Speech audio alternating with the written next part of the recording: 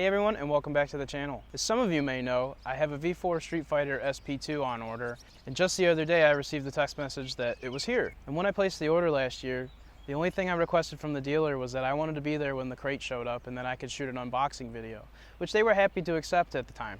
And unfortunately for me, they didn't decide to wait until I got there, and they uncrated the bike without me.